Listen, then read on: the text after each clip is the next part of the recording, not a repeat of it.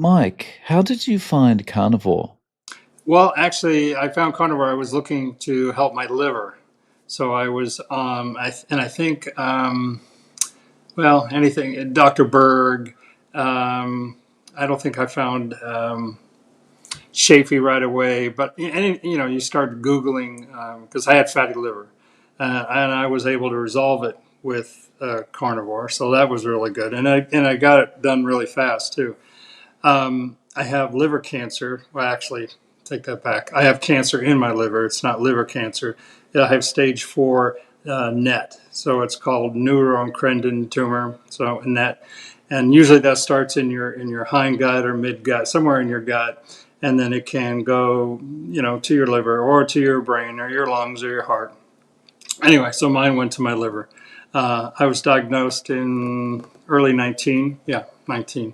So so anyway, I had fatty liver right from the very first scan that where they found my cancer, and you go through that phase where you give up and you hate life, and then you try to fix it. And no one was really helping me fix it. The doctors weren't, and to this day they're really not. I have one of my cancer doctors now who is very pliable and amenable. So she's really good, and she likes what she's seen, and so the results kind of speak for itself. They also what I have, it's not considered rare, but or very rare, but kind of rare. There's not They only have in their whole practice like three or four other people who have what I have, and you've heard it from other people about cancer and the treatments and how it goes. It's very like, this is what we do, this is what we've always done. We don't want to listen to you and your story about how you do. So that's unfortunate, but it's the way it is. But recently, June of this year, I went to have a procedure. It's relatively new. It was approved by the FDA in late 2024. So, no, 23, late 23. It's about a year and a half when I had it done. That's called histotripsy, it's kind of funny. It's a lot like lithotripsy, which lithotripsy is a procedure they do on your kidney to try to break up kidney stones, which I also had done. It's basically sound waves. So there's no surgical, there's no knives, no needles, no. It's just basically it's a machine called the Edison, and they put over you. Well, I had never heard of this thing before, and I probably I got involved in football in this last year really heavy, so I probably watch as much football video, U.S. football, as anything else. But I was watching probably 20 hours a week of health videos and carnivore and everything else. But I had never heard of the of histotripsy, and nor had my doctor. So I asked them about it, and they kind of went, I don't know what you're talking about. So sad but true. So I looked into it and I pushed, and I went to a. There's nobody in my state who does it. There's not that many throughout the country. So I flew over there. I drove over there actually. Sorry, and checked it out, and they said yes, we can do you, that kind of thing. So they did. So basically, they took out like three and a half or three and a quarter of the tumors, because they can only put you under for so long, and it's a pinpoint blast. There's like 50 heads of. It's something like Star Wars. It's kind of actually pretty neat. So they took out a bunch of the tumors, but talking about oncologists. So, sorry, just to clarify, when you say they took out, so they hit it with sound waves, Yeah, it and what this happens? It they explodes. basically, yeah, it dissolves. It just the cells literally dissolve. Now, right now, and the reason I even bring this up is most oncologists don't know about it. In fact, when I went there and I talked to some of their people, there was a new nurse in training, and she came from another oncologist office, and that oncologist had never heard of this, and yet she went to work at a hospital where they did histotripsy. But my oncologist had never heard of it. I had two other second opinions, and they had never heard of it. So while it's out there, it's like, this is what I was taught 20 years ago. This is what I know. This is what I do. I don't have time. I got to either play golf or take care of my kids or yell at my wife. So I don't have time to learn about something new and try to, we're just going to give you shots. We're going to give you radiation. This is what we do. Yeah, you've heard the story 100 times. So, but I want people to know. I wish someone had told me. I don't even remember how I fell upon it, but I did. I got lucky. Even probably the 20 hours. Who has time? Except I'm retired, but I'm 70. Who has time to go through and search YouTube videos and it's kind of buried. So if you have cancer, no, it only works currently in the United States if you have something in your liver. You've had this procedure. It's dissolved the cancer or portion of the cancer. Some of it. How does carnivore fit into this? Well, it started. I apologize. I wandered. I was going after the fatty liver, okay, because my liver was so fatty, and that's where I had my cancer. And they couldn't even see. They couldn't be sure of how many and how big the nature of how many tumors there were, et cetera. Because the liver, when it's fatty, it's really hard to see through it. So then I went, okay, how do I cure fatty liver disease? And that's when I, found some of the doctors. And I said, okay, I'm going to try this carnivore thing. And that was 2.5 years ago. And I got into it, and oh, well, because I do have cancer and I get scans all the time. I got a scan, and then I got another one in is it either 3 months or 6 months after that, and the fatty liver was all gone. So that was proof that it worked. So that was within 6 months of starting? Yeah, yeah. It was either 3 months or 6 months. Wow. Actually, it was three. It was 3 months. Okay, I remember because I had had a scan at month one, and then I started carnivore at month three, and then at month six I had it in my other scan because 6 months is usually when I get them, and so within 3 months the fatty liver was gone. Okay, Wow. and because I do have cancer, and I go in every 3 weeks and I get blood tests. In fact, I wrote some of them down. I can give you some of my numbers just as a not that numbers mean a lot, but in carnivore, I guess we think it does. So my A1C started at 7.5, and now it's down to 5.9. My glucose was at 122, and now it's down to 89. My bun was always pretty good, which is a liver indicator, and your EGFR, which is a kidney filter. I was at 84. Now I'm up to 96. Higher the better. In fact, I was listening to one of your videos, and the guy said he was down to 70, down to 60, or something like that. My CO2 started at 25. Now it's up to 31. CO2 is a big buzzword in the carnivore world. Total protein is down 7.2 to 6.6. My AST, my ALT are way down there at 13 and 10, traditionally, something like that. My CRP is less than one. And for those with the cholesterol and triglycerides on my cholesterol, it was about 200 when I started, and it's down to 189. It went down as low as a year after carnivore. I went to 166. But for me, that's not the real telltale. The next one is the real one. My triglycerides started at 95, and within a year, probably 6 months, but within a year, that's what I wrote down. It went down to 51, and then down to now it's running at 49. So my triglycerides are 49, my HDL 61, 74, 81. So it keeps getting better. And my LDL was 134 down to 73. Now it's running at 101. PSA was 455 before, now it's 3.3. And my insulin is running 2 to 3, 2, basically most of the in between there.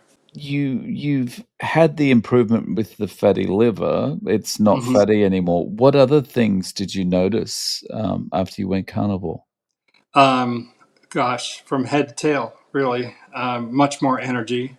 I don't have really tired. Now I do have some tired days, but that's because of the drugs. I take some every 3 weeks. I get a shot, and so that makes me a little tired for a couple of days. But other than that, I'm much more energy.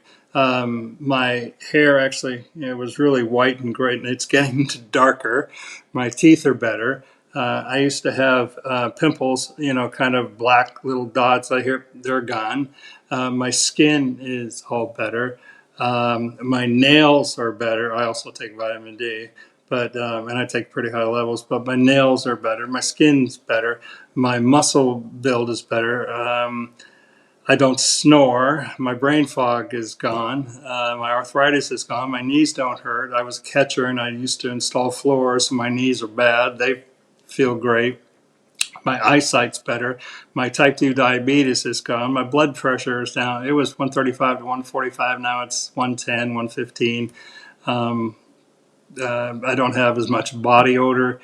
It just, I mean, I don't have earwax. My tinnitus is less. I mean, head to tail, it's really, it's carnivore is like a reset.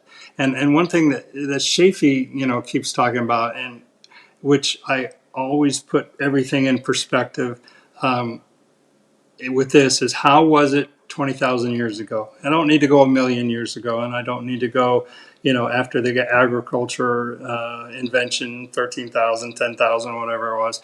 But how were things before that, when the woolly mammoth was still wandering the plains? What we do today, if we try to keep how we live, but adding TV and coffee, of course, how we keep things today like they were then our body has a chance to reset. And a lot of people are talking about who's the guy down in Costa Rica, the doctor, and he quit carnivore. He does, Paul Saladino. yeah, Dr. Paul Saladino talks about, well, once you get your body set, and that's one good thing about carnivore, don't take what I say and just automatically do it. You take what I have to say with a grain of salt. Listen to as many people as you can, and listen to them and who makes sense to you. Like Mark Kay is super smart. I have a hard time listening to him for a long time. Dr. Chafee is not as entertaining as Dr. Kilt. So I mean, everyone has their own benefits, and that's one thing I love about Kilt's.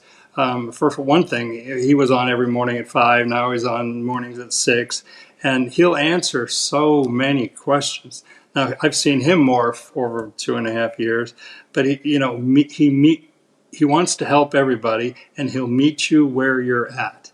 So I started out about 230 pounds roughly, and I crashed and burned. I went to OMAD, and I moved into OMAD. I started, cutting back, and then 2, and then 1.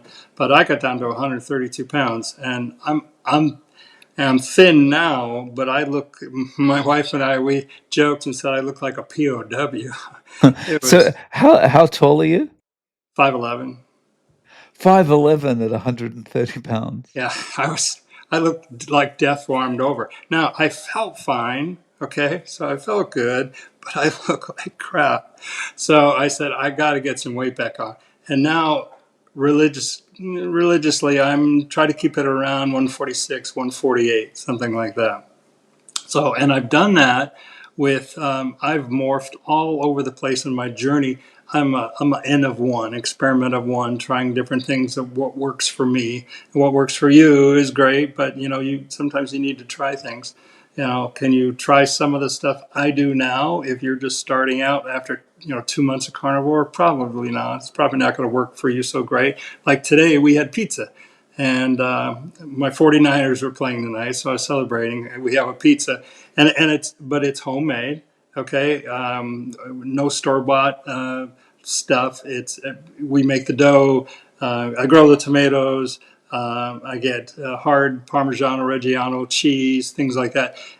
So you can eat some of that stuff a little bit, but you can't eat. If I had done that the first 3 months or 6 months of when I was doing this, I would have probably failed.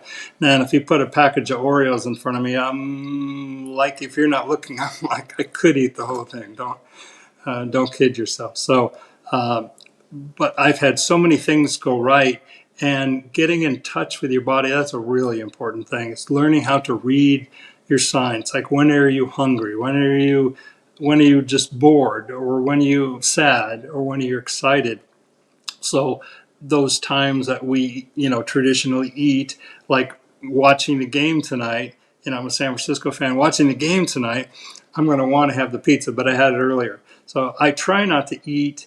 I try to keep eating done by 2 p.m., 3 p.m., and I try not to eat until around 11, something like that. So, I always keep at least what would that be? A 20-hour window, 19-hour window, that kind of thing where I eat. Right. So when you're not celebrating, what is a regular day of eating look like for you? Oh, okay. Well, I started with ribeyes. It seems to be everybody's favorite, and I soon found managing because of what I have, but also because it doesn't have enough fat. I wasn't getting enough fat with my ribeye. Even when I told the butcher not to cut the fat off and that sort of thing, when you put it on the grill, a lot of it, drips off, that sort of thing. So I started with ribeye, went to hamburger, and that wasn't fatty enough. So I had to buy 73-27. You think, well, 90-10 is better or 80-20. But for me, the only thing I can eat, and I can taste the difference, and I can certainly feel the difference. And I watch my bowels. I really do. So it sounds gross, but every time I go, I look and see what does it look like. Am I too much fat? Am I not enough fat? You can usually tell if you don't have enough fat because it's really hard to go, and you don't have to look for that. You can figure that out. But I went from hamburger, and now I'm on to ribs, basically, because the ribs it has a better taste than the ground beef, and it has as much fat, if not a little more. And I have a pretty good price. I think I'm at my local big box store, not big box, my big grocer is $6.99 a pound, which is pretty good. It's less than the ribeye. And then I get it at the big box store I won't name, and it's like $3.99, $3.95 I paid the other day. So I eat ribs, you know, every day.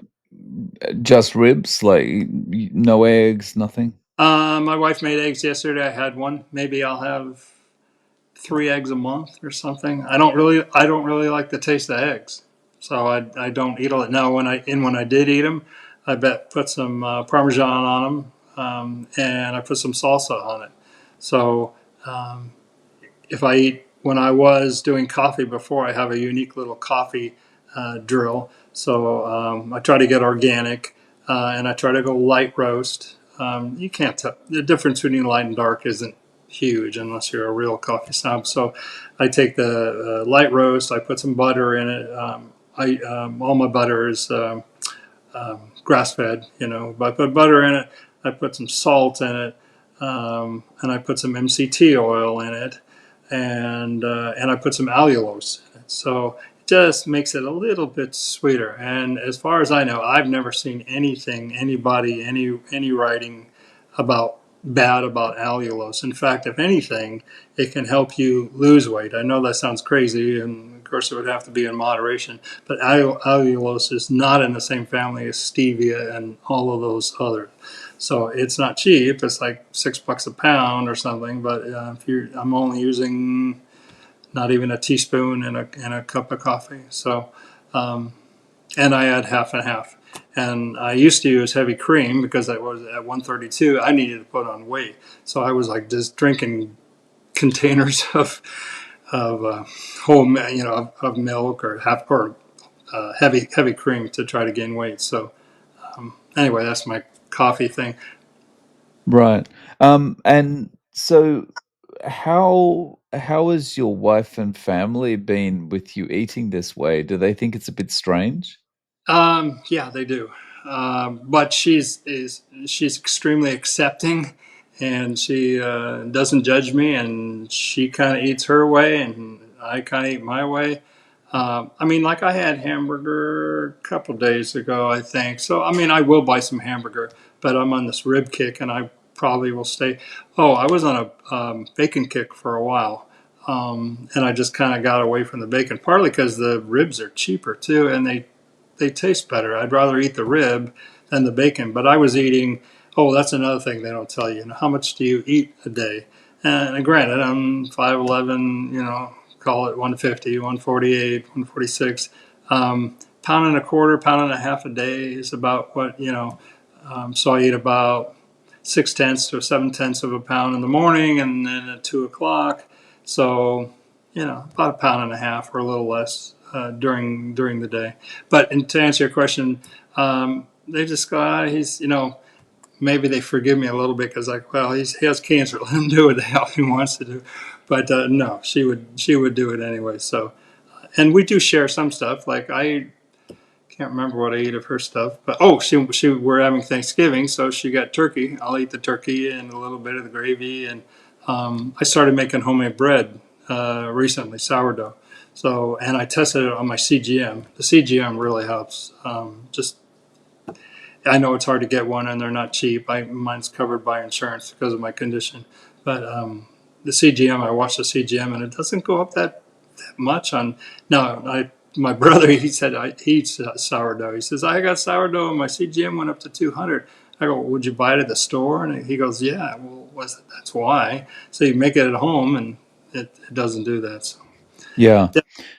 And so you mentioned before that your doctor is kind of somewhat open. one of them, yeah. Hmm. Right. So what has it been like working with your doctors and eating this way? And do you get any pushback like, "Well, this is gonna cause you to have bowel cancer," or something, you know? All kinds of things.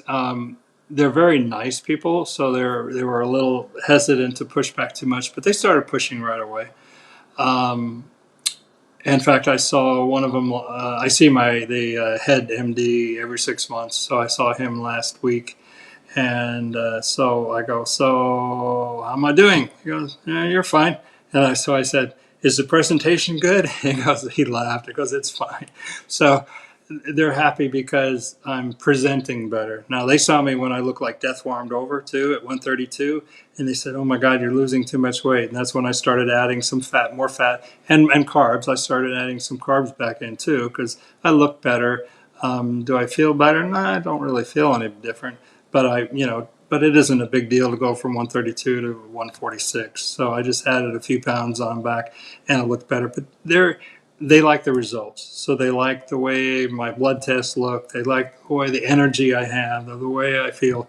I've had, my heart looked at. I've had my bones looked at, and all of the things, all the tests, bone calcium and not just EKG, but extensive tests. I see a cardiologist because one of the places my cancer can go to easily is my heart. So they kind of keep an eye on that. But they've been impressed with how I look and how I feel. So while it hasn't cured it, it's basically kept it in check, and keeping it in check is that's like a win. You listen to Dr. Siegfried, not Seyfried, and it's not that cancer is really bad, but when they catch it, it's like it gets worse. So if you can keep it from getting worse, and if you can keep it like where it's at, you can, and the histotripsy got it reduced, but keeping it in check and and everything else feel, and it takes time to reset. I mean, your teeth don't get better overnight. Your sleep doesn't get better overnight. My hair didn't get a little darker overnight, but it's been 2.5, and I mean, I was screwing it up for 67 years, so it's not going to fix itself overnight. So what is your what is your kind of way forward at the moment? Is it just a case of it's just like every 3 months doing some monitoring and you Well, I react go as necessary? I'm sorry. Um, I go every 3 weeks for a checkup, so I get blood drawn every 3 weeks. So I'm kind of not lucky having cancer, but I'm lucky in that way because it really helps it gives me feedback. And I love getting feedback, just like when we take our blood pressure or when I look at my CGM. I keep mine on my belly, which is approved now, by the way, instead of on my arm because I'm a side sleeper and I was knocking it, hitting it off. But so the way forward is just kind of keep doing what I'm doing. Something that, we're talking about food, but to go along with food, just as important, I don't know if it's more important, some people think it is, but all of the other things, the things like grounding and sunlight and vitamin D, and cold and hot and light and all of those things, and stress, all of those things, even if you don't have cancer, I mean, we all have cancer. We have cancer cells in our bodies, and it just can our immune system fight it off. And you have lots of interviews with people with autoimmune deficiencies. Um, so if we let our body get strong with all these other things, it's amazing. Um, I go out every morning. My routine is to get up, play with the dog a little bit. I like it more in the summer than the winter because it's darker. Not as it's darker when I get up because I'll get up between 5 and 6 usually. But go outside. I water the grass. I take my shoes off. I walk around in the wet grass. That gives me the grounding. I get the sunlight, and the benefit from natural sun on your circadian system, on your skin. And people say, you can't see my legs, so you can kind of see my arms, but my legs they're black almost, and it's because I get so much sun. But if you go slowly, that you can build it up so where you can get lots of sun and it doesn't burn you. You don't get cancer. In fact, it's the opposite. Yeah, so, have you had anyone show any interest in eating this way around you? Everyone asks until they find out what you're doing, and then they look at you funny. In fact, the gal I did my hair myself. It looks like it, but my hairdresser that I used to go to, she was carnivore. She said, but so I don't think she was that carnivore. Of course, she has like 4 kids, so she's probably there's some Eggo waffles in there somewhere too, and things like that. But she does carnivore. She's the one that told me she's had people come in had gray hair, white hair, and they were redhead when they were younger, and within a year they had red hair again. Another person was my dentist. My dentist said that she was carnivore, and going along with there was a friend of mine who lives back home. He was pushing 3 1/4, and he's down to like 220 now. He started doing carnivore, and he loves it. But most people ask you because they see the change. I mean, you go to the DMV to get or you go to the bank to show them your license, and show them the face and the weight, and they go, okay, well, that's not you. So, but once you tell them, carnivore, unless they're already or did it or curious about it, they just like, oh, you're weird. So, Yeah. So if someone came to you for advice about starting carnivore and said, "Okay, look, Mike, I'm willing to try 90 days to see if it makes me feel better." How would you advise they start based on your experience? well, that's the age old discussion. Do I jump in feet first or do I put my toe in the water? What I would do, first of all, is I would get a diary. I would keep a diary. I should have gotten a notebook and written it down all the time. I use my phone and I make some notes on it, but those are harder to find on your phone. I would keep a diary, and and this would be hard if you got a big family around, but I would clear temptation away. So if you got a bunch of Oreos and this and that in front of you, it's really hard to do what you really want to try to do. Like I used to love Special K with the freeze dried strawberries in it. Well, I had a bunch of boxes I got at Costco, and when the one day my wife went to see her mom for a few days, and that's when I started the carnivore because she wouldn't have to hear about it or watch me. So but I took those boxes of cereal and gave it to the neighbor. They've got 2 little kids. And part of me, I felt guilty, like I'm dooming their kids to a life of obesity.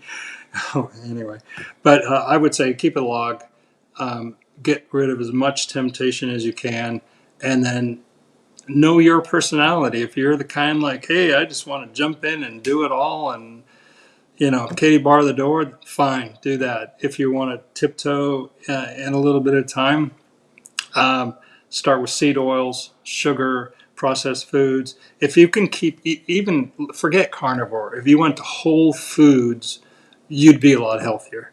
Now, like Shafi says, I would be whole foods without the vegetables. Okay. The only vegetables, I shouldn't say the only, but 95% of what I eat is vegetables, bell peppers and tomatoes, etc. I grow here in the garden, so there's no chance of pesticides. I don't use anything out there. On the tomatoes, I peel them, I take out the seeds, and I just use the flesh. And you only have a kind of limited window of harvest, so it's not like you're going to have them all year long. But I would say whatever you think, you know, you want to jump in or do a little bit of time, but keep track of what you're doing and how you react. Figure you're going to get some pushback in your bowels, maybe, but that really comes down to the amount of fat. Like a lot of people think protein, I need some protein, so they eat protein, but not enough fat, and fat's where you get your energy. So they use all the tons of protein, but it goes sideways because there's not enough fat. So if you watch your bowels, and if you look on the Bristol scale, you want to be about a 4. Okay, that's like a perfect score. And just look at a Bristol score, and your poops look like that. They look like a 3 or a 2 or a 6, and that pretty much take it. That along with, I bought some electrolytes, and I took them like 1 time or 2 times. So now I just keep a bit of salt. I use a Himalayan, but it doesn't really matter. And I remember I had bad cramps early on, and I wish I'd. When I have a cramp, if it's in the middle of the night, which I haven't had one in a long time, thank God. But I just it wakes me up, put my finger in there, go like that, and maybe do it again, and within a minute they're gone and they don't come back. I don't know why that works in our tongue, but I know because everything goes right down to our system. But I guess that would be my advice. Nice. So, Mike, if people want to reach out to you, do you have any social media or any way of getting in Not really. contact? Um, if you Cam's Dad, if you go to Cam's Dad One, that's where I watch my videos and I put some of my stuff on there. You could click on there. You could send a message to me if you want, or if I see, I'll watch when you eventually post this. If you're hard up enough, you need to post my video. I'll watch for comments there, and then I'll respond likewise. So Yeah, no problem. Mike, thank you so much for coming on. I you're really welcome. appreciate you sharing your experience and your journey with us. Thank you. You're welcome, and I appreciate you doing this for all the folks. And find someone who speaks to you. If in your journey on carnivore, find someone who resonates the same tone, and that may take a little while to find someone who does. So, but don't give up and keep at it. And whether it's this doc or just an average regular guy or girl. So thank you, Dave.